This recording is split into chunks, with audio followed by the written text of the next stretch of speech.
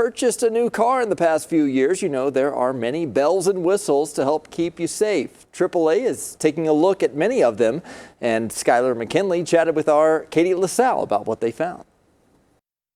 What exactly is this technology and how common is it? In the automotive world, we call it Advanced Driver Assistance Systems, or ADAS or ADAS. That's probably not how you see it marketed. You're going to see these features included as adaptive cruise control, blind spot warning, lane departure warning, pedestrian detection, automatic emergency braking. The list goes on, and it's a long list.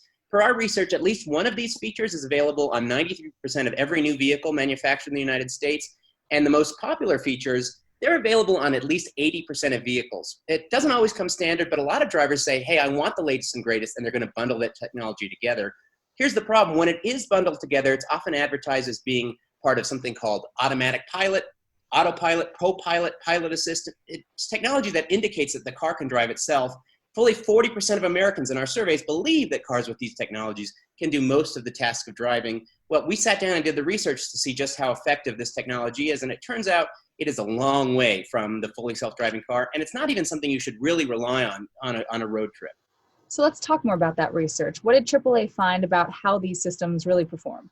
So we tested vehicles equipped with the latest technology, a total of 5 vehicles, all model year 2019 or 2020. We drove them on regular roadways with regular traffic for about 4,000 miles. On average, we saw that these systems failed every 8 miles or so, and every time the systems failed, they required the driver to take over driving, and they didn't give the driver a lot of warning, which is really problematic because we think these systems can breed complacency among drivers.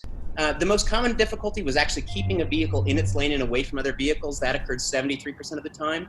But there were some catastrophic results too. In our closed course testing, we found that vehicles that promised they could maneuver around a disabled vehicle on the shoulder, in our simulated tests, they crashed into that vehicle 66% of the time with an average impact speed of 25 miles per hour. So these systems can aid drivers, but they can't do what they promise, which is take over the act of driving.